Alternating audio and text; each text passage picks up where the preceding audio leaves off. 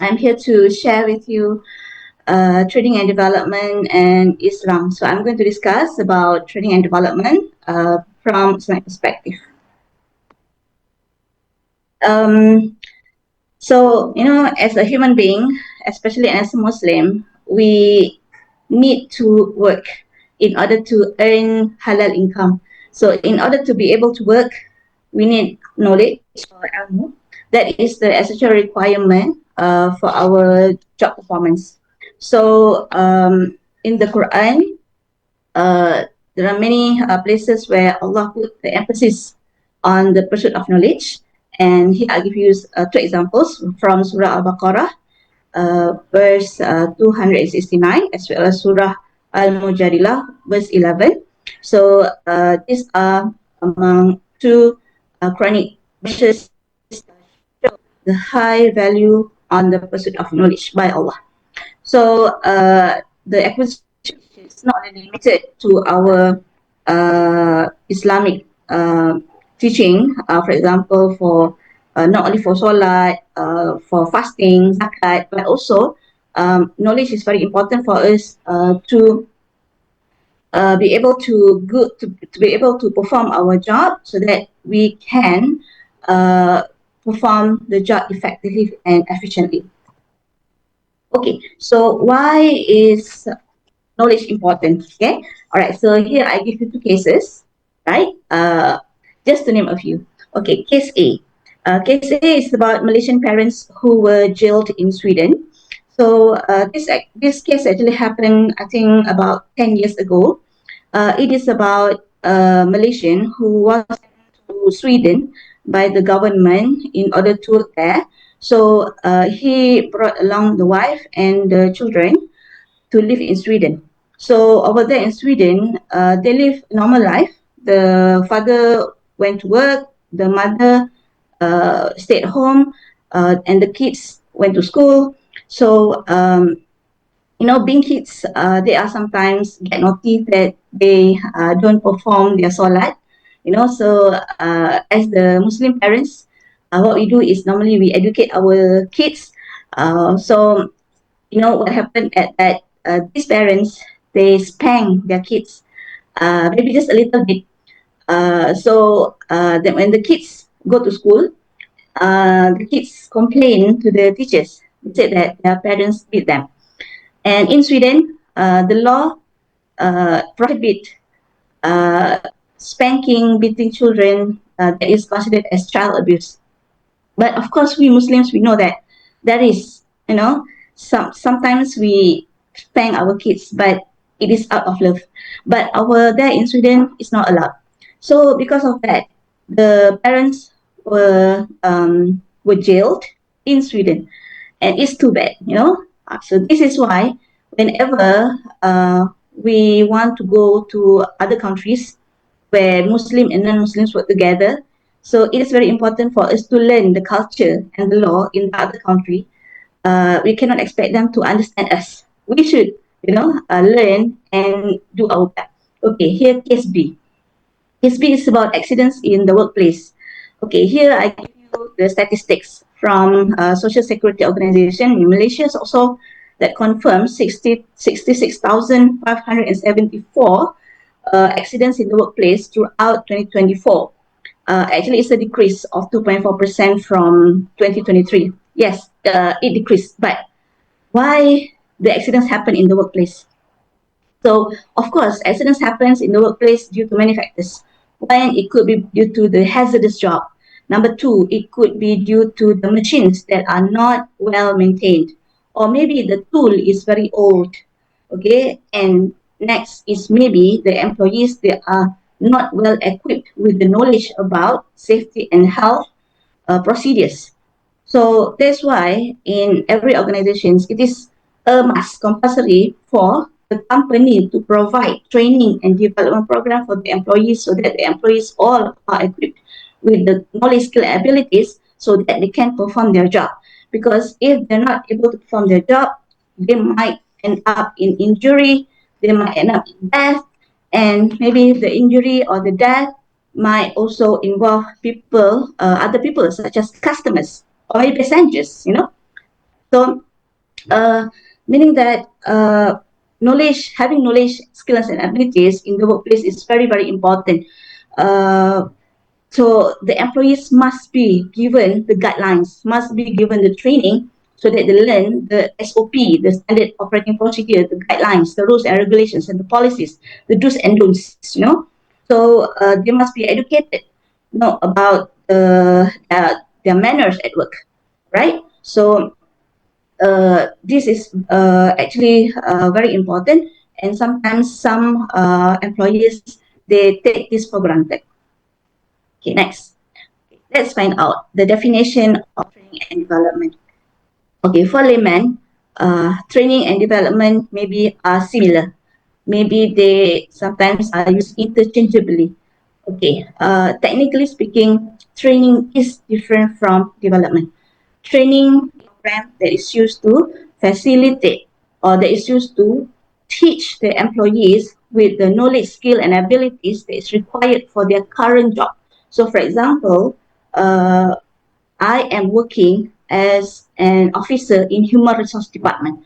So, as the officer in human resource department, I must know the procedures that I must fulfill. I must know about the rules and regulations. I must know about what is written in the employee's handbook, so that I can perform my job. So, in order to do that, the company must send me to training so that I know all those requirements. What is development? Development also is the program that teach employees with the knowledge, skill, education, knowledge, skill, and abilities that they need, but it will only be needed in the future. For example, right now, I am working as the officer in Human Resource Department, but I won't be in this position forever, right? I look forward to be promoted to higher position. Maybe in 5 years' time, I will be promoted to assistant manager. But before I am promoted to assistant manager, right from today, it is the responsibility of me and my employer to allow me to pick up managerial skill that will teach me how to be a good leader, how to supervise people, how to come up with planning, so that by the time there is any promotion, then I am ready to be promoted. But it takes time. Okay, so training and development, they are different. So what are the programs under development? Okay, so here I give you four. One is formal education. What is formal education? So formal education is any program that is formally conducted in order to equip the employees with the knowledge that they need for the future. For example, seminars, courses, online course by IIIT. This one also is actually regarded as formal education because it's scheduled, right? And there are also people who are sent to do their masters, to do their MBA. So in order to prepare them for the future, if they need to be promoted to be a manager or assistant manager. And then next is job experiences. Okay, job experiences is for the employees to be given assignment, on the job assignment, or maybe they need to be transferred to other department or to other outlets so that they get to learn something new, right? So later, after many years, they will start, pick up, managerial skills, supervisory skills, maybe. All right. Okay, so next is relationship. Okay, relationship is for the employees to learn from somebody who is expert in the area, who has been in the area for a long time. For example, they learn from their bosses, they learn from their mentor, or maybe they learn from coaches. Coaches can be our boss, Our boss can be somebody who serve as a role model so that we can learn the skills, how to deal with our customers, for example. Okay? All right. The next is assessment. Assessment actually it is the process to, it is a formal process to evaluate the strengths, weaknesses, and maybe hidden talent that employee has about him, so that he knows whether he is ready to be promoted. Okay, so training in development Islam actually, we also apply all this. Okay, so um, as long as it is in line with the Sharia, then it is considered as Islam. Okay. Now, let us discuss training process. Okay, training process here, yes. You see here there are many processes. Okay, but the first one is very, very important, which is what is needs assessment? Yeah? This assessment actually, it is a process where the okay when an employee failed to perform her job. Okay, so when somebody fails to perform her job, let's say there are customers complaining about her, or maybe she is not able to achieve the KPI for the month. Do you think training is the answer for all performance problem? The answer is not necessarily. Okay, so training can be the answer. Training may not be the answer. Okay, so how to know that? Then we need to conduct needs assessment. So we need to conduct a survey among the employees. We need to ask the bosses about the performance, why the employees fail to perform as expected, why the KPI is not achieved, why customers are complaining, why students are complaining, for example. So if from the investigation or from the survey, then you find out that, oh, actually this person cannot perform the job because this person always takes sick leave because of his health condition. That's why he fails to achieve his monthly KPI. So in that case, he doesn't need training. Instead, he needs to be given sick leave so that he gets to improve his condition. Okay, the other case, let's say an employee always get complaints from the customers, and the customers are complaining about his manners. He is very unfriendly. He doesn't smile. He did not greet the customers, and that's why the customers are not happy. Okay, that maybe require training because it is obvious that when the employee cannot greet the customer, when the employee is being unfriendly, maybe the person doesn't know how to perform the job. So when the poor performance is due to lack of skill, lack of knowledge, or lack of ability, then training is the answer. Other than that, stop. But conduct training when it is not needed. Don't waste time, don't waste money. Okay? Give the right solution for the right problem. Okay, so now let's say training is the answer because the poor performance is due to lack of skill, lack of knowledge. So next is we say, okay, now this person needs training. So what do we do? All right, so we need to ensure that the employees are ready for the training. So let's say in one department we have 50 employees. Not all the 50 employees need the same training. Maybe 10 need to be sent for training. The other 10 doesn't need any training. Maybe some kind of punishment or maybe a warning letter, right? Okay, so if they need training, so what kind of training that they need? So you need to identify what are the knowledge, skill, abilities that is needed by the employee so that he or she can perform the job. Okay, all right. So once you identify what knowledge, what skill, ability, then you can identify what kind of training method. Are we going to use classroom? Are we going to use seminar courses? Or are we going to send this person to, uh, some kind of mentoring or coaching program, right? So that is it. You need to know your employees, what kind of training, and whether the employee is ready to go for the training. Okay, next is to create the learning environment, right? So when we want to learn something and we want to learn effectively, we need to make sure that the learning environment is effective and conducive.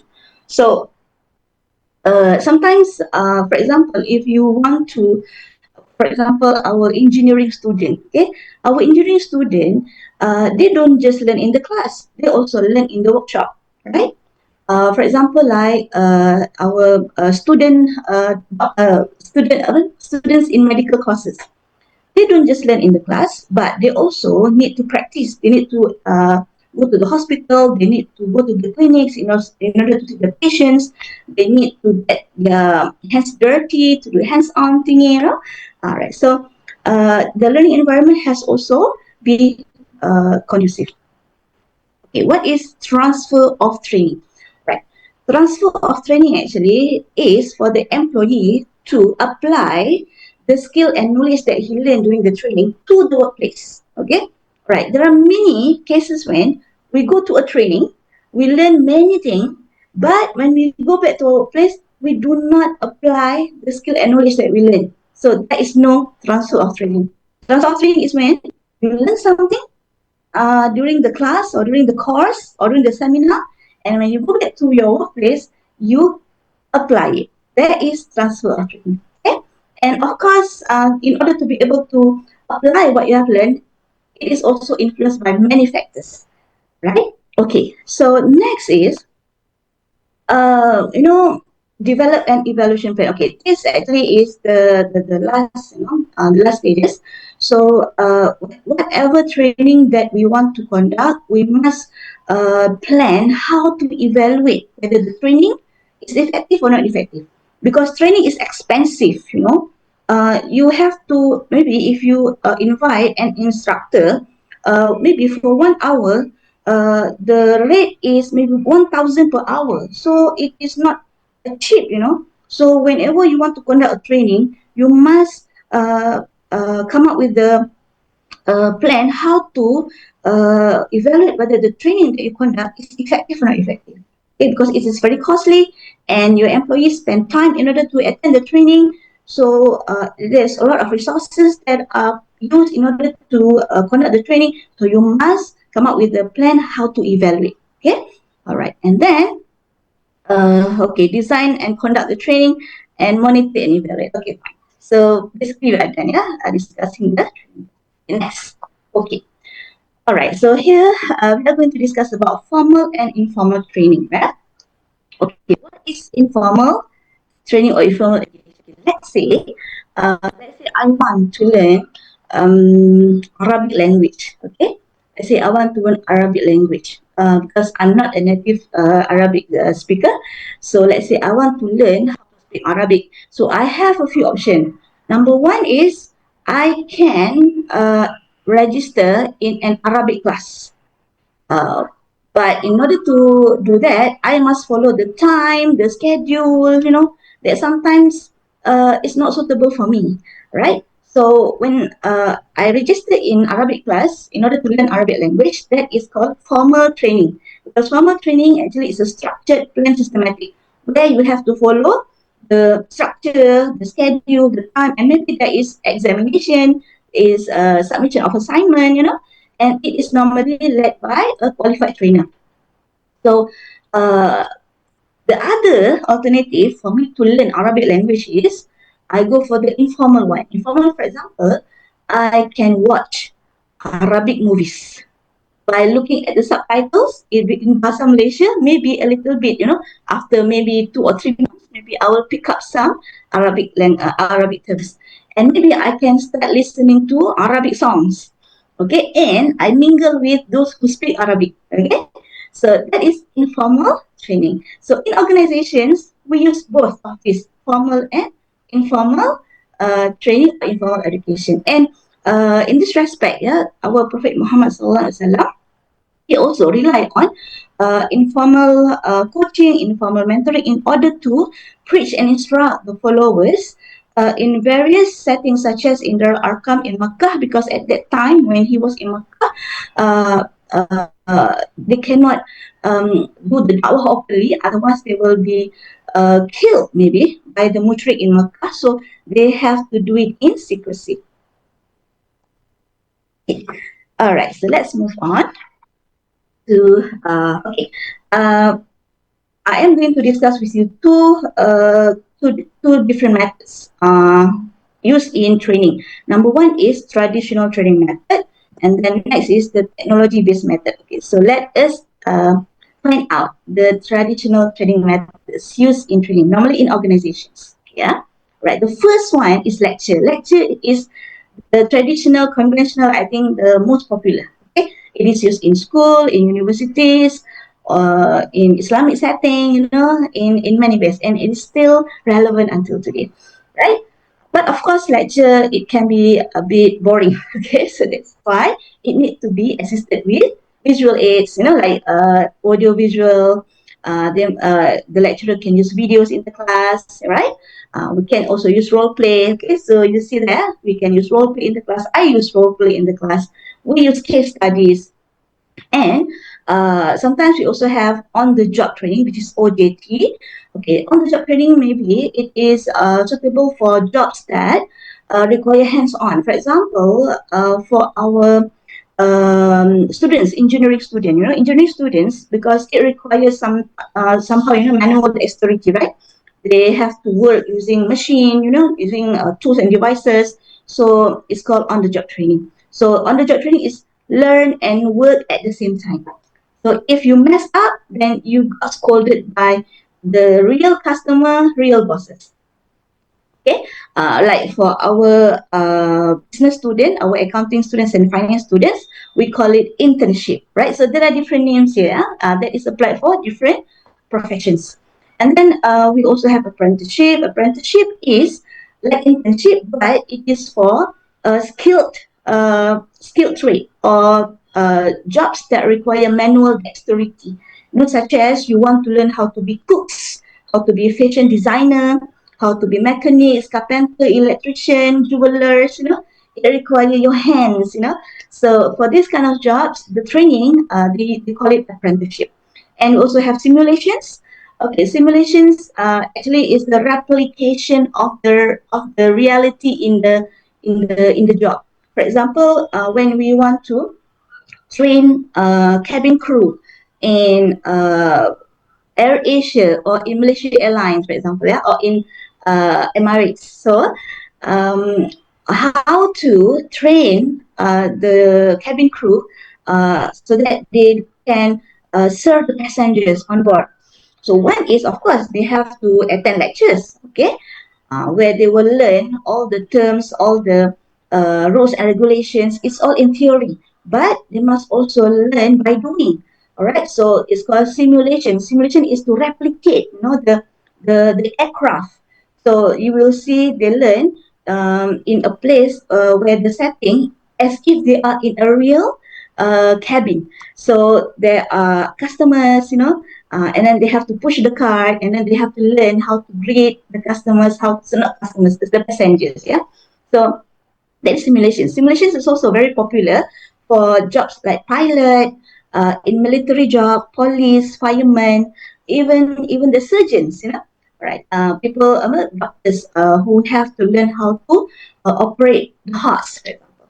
Okay, and there are many more, right? So let us move on to the next one: technology-based method used in training. So today, especially after COVID, there's a lot of technology-based methods used in the classroom, in the workplace, because today people, they are always on the go, and people, they easily get bored, when they are only using one method in order to learn something. And today, people, they are diverse, they are slow learner, fast learner. They are people who like to listen to something, So because of this, in trainings, there are many kinds of devices that are used in order to deliver the lesson. For example, e-learning. Okay, e-learning is using online learning or webcast. Webcast is maybe like what we are having now in Zoom, Gmeet, or MS Team.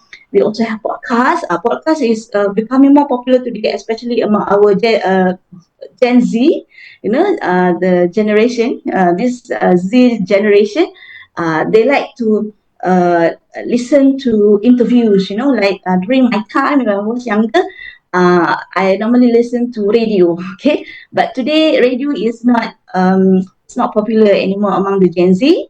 So they like to watch podcasts, Sometimes they listen to the podcast.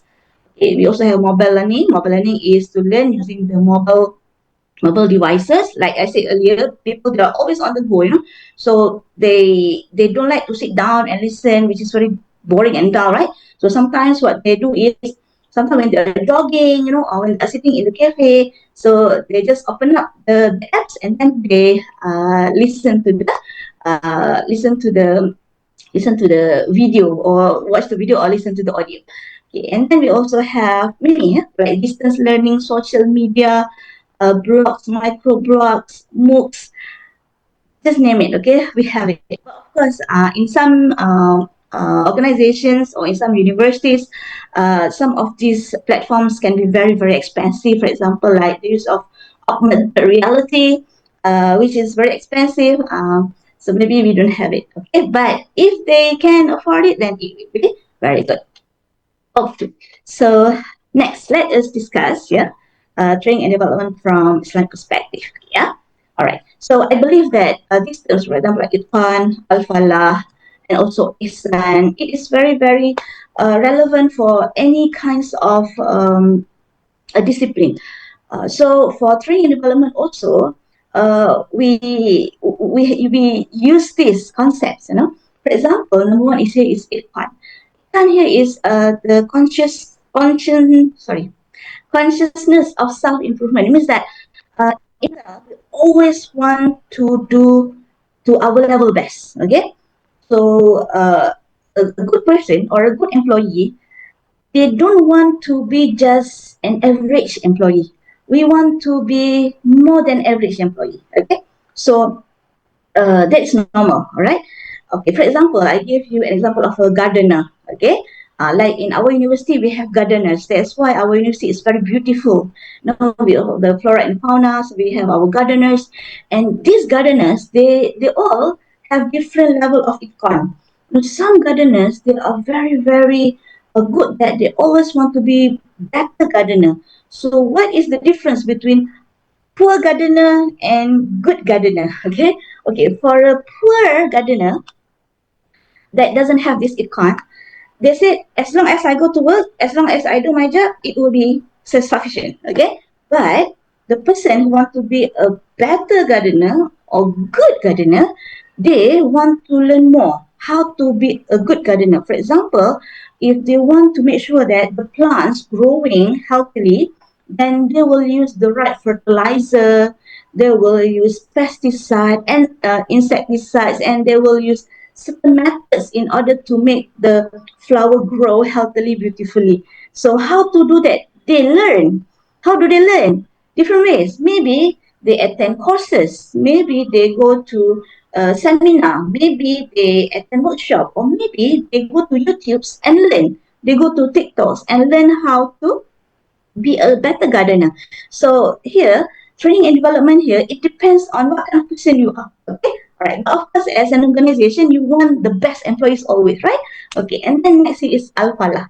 Al-Falah here is the where we human beings we always want to be perfect. We want to be successful. Okay, not just good. We want to be successful. Successful means that we want to achieve KPI, key performance indicator, right? Whatever that our boss said, we must make sure we achieve it, or sometimes we go beyond it. All right.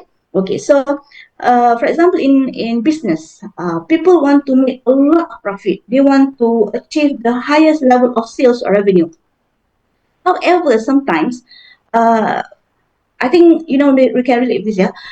Sometimes some businessmen, they can be very manipulative, that they use sometimes they scam people.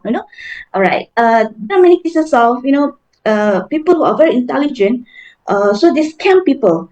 All right, and these people, they are Muslims, but because they want to be successful, so they use the unethical way, or ways that is not Sharia compliant. Okay, all right. So these people, they are intelligent, but they don't have the iman, right? So in training, we want our employees to learn to be successful, to be better, but with iman, so that at the end of the day, we must please Allah. And it doesn't matter if we make a lot of money, but if it is haram, then it doesn't mean anything to us as a Muslim, right? So also, like in Malaysia, like I think a few weeks back, we have this an incident where a very famous businessman, who is a celebrity, he came out with like a gimmick, a gimmick where husband and wife, they were fighting in the supermarket. So the husband throw the food, on the floor, and we thought that, oh, that is real. So people find out where did that happen, and then we know, oh, it happened here in the supermarket, and then After that, we find out, oh, actually, it's just a gimmick. It's like a promotion that the employer, that the owner do in order to promote the workplace. So that is not right, right? So that is the and the person is a Muslim. So being a Muslim, it's not right to do that, right? Okay. Next is ihsan. All right. So I give you here some example. For example, about the Japanese management, they're not Muslim, but they are very ethical people. All right. They are very professional. They live to work, and they always seek for perfection, attention to detail. They want everything to be done perfectly, and they sometimes spend a lot of time working. But of course, we as Muslims, we have this iman, that whatever that we do, we must make sure that it is for Allah, right? Okay, so ihsan, number is ihsan is like ikhlas, being sincere. Well, for us to do things because we do it for Allah, right? But when you hire people, when you hire your employees, when you expect them to be able to perform the job with ihsan, means that you want the employees to perform the job honestly, sincerely. Sometimes you need them to work during the weekend, maybe at night, and maybe you don't get to pay them, so you need the ihsan. Okay, all right. So it's not easy, to have employees who are willing to do that, but maybe as the employer, in order to instill that kind of spirit in our employees, maybe you can come up with some kind of program, like maybe bonding program, right? So this program will be able to make the employees love the job, love the company even more, right?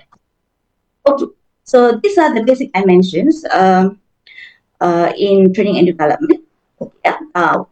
Whatever that I get actually is from the research that I do, from the articles, from the books that I read, about.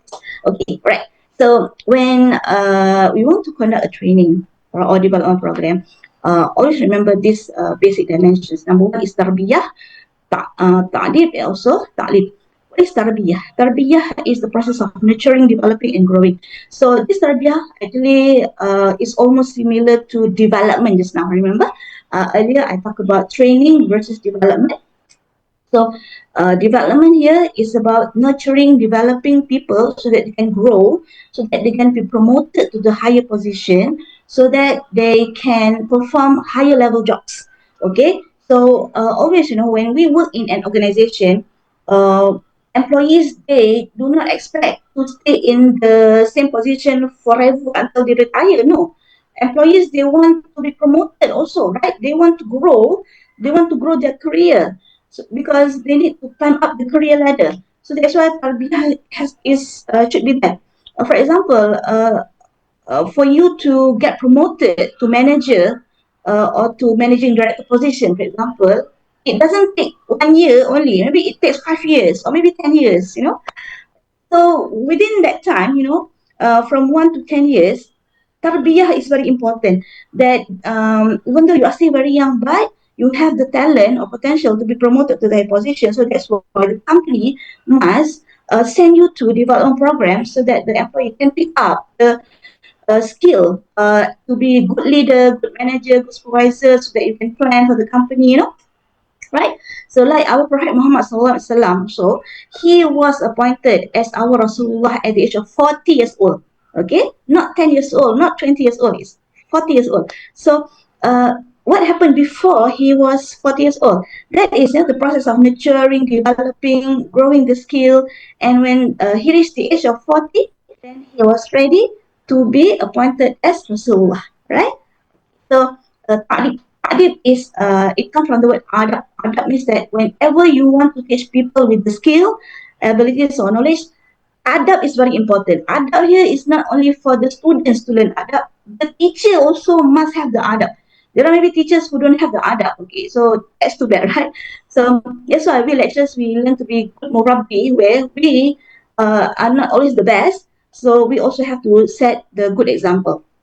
Yeah, 10 minutes left. Okay. All right. And then we also have ta'lim. Ta'lim here is the process of teaching, educating people, right? Next is, okay, transfer of training. Okay, I have talked about this earlier. Transfer of training is when we when we apply what we learn during the training, for example, the skill, the knowledge that we learn during the training, we apply it into practice in the workplace. Okay? Next here, okay, this is our last one, yeah. Four distinctive methods commonly used with adult learners in Islam. Okay, so there are four distinctive methods. Number one is communication and discursive approach. Okay, this approach, because we are talking about adult learners, they also have their own experience. They know about things that they learn.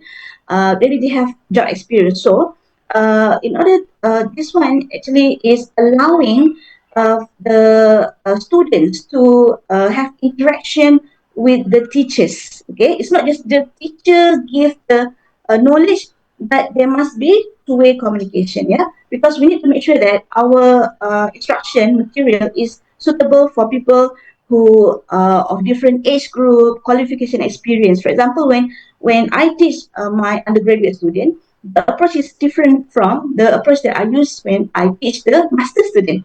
Okay.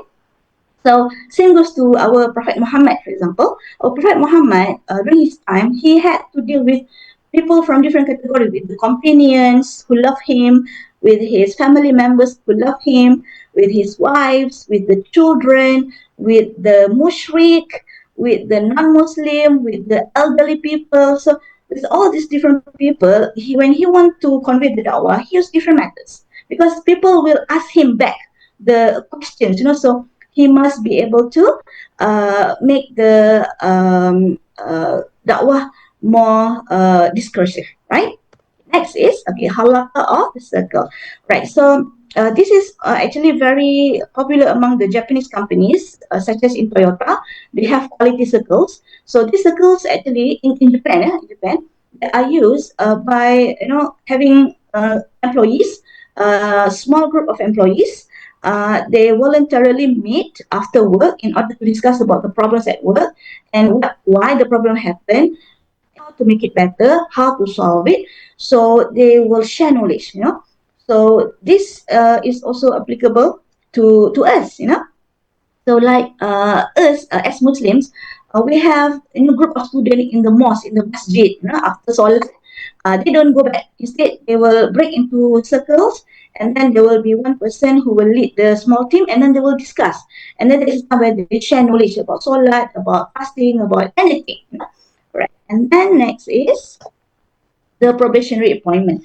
Okay, probationary appointment here, it's when an employee is hired but put on probation because the employee need to be tested first whether the person is able to perform the job as expected. So it's probationary.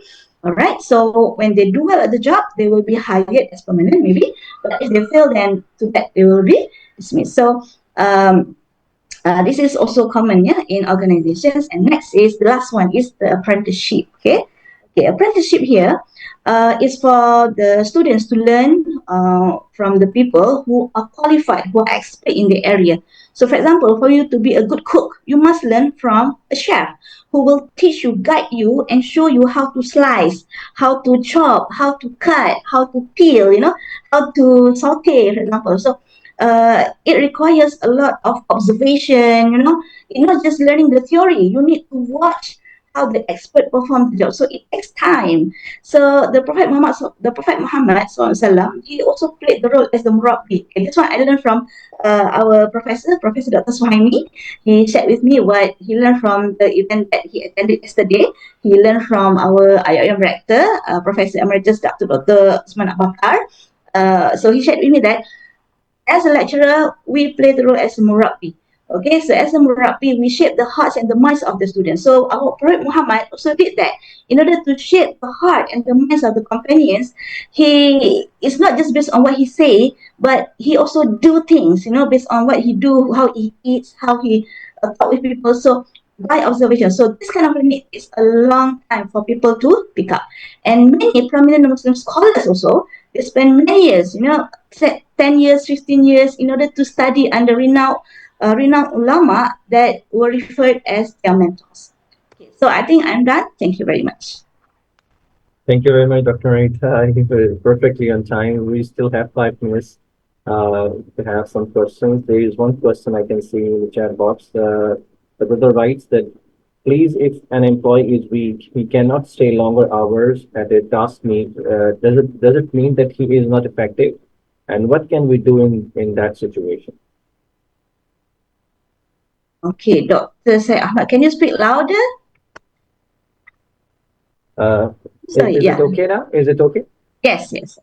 The question is, the brother mentions, if an employee is weak, he cannot stay longer hours at a task.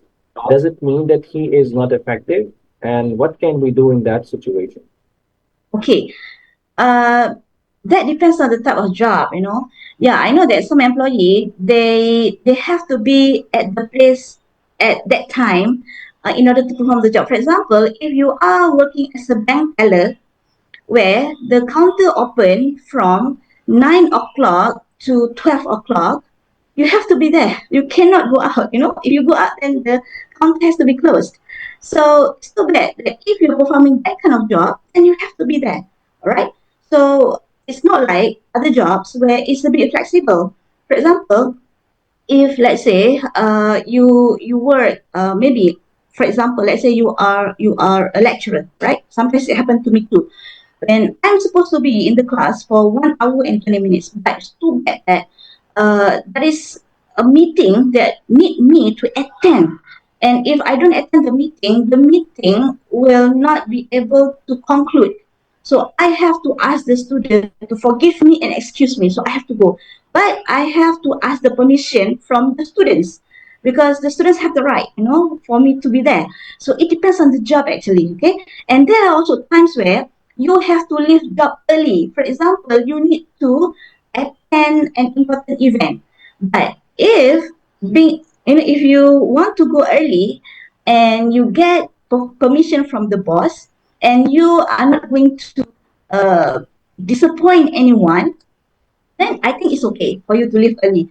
But there are times that we cannot leave early because we have to be there, right? For example, like nurses, they have to be there.